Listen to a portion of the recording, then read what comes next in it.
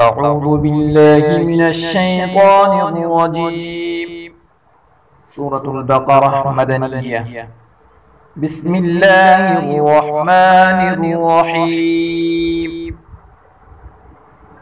ألف لام ميم. ذلك الكتاب لا ريب فيه هدى للمتقين الذين يؤمنون بالغيب ويقيمون الصلاة ومما رزقناهم ينفقون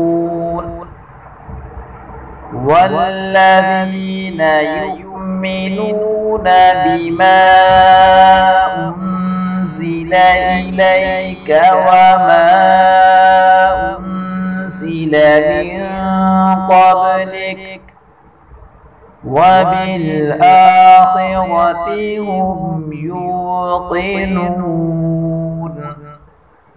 أولئك على هدى من ربهم وأولئك هم المفلحون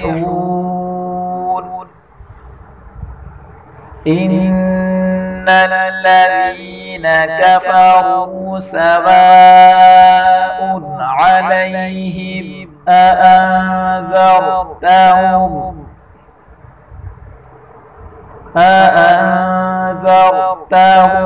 أم لم تنذرهم لا يؤمنون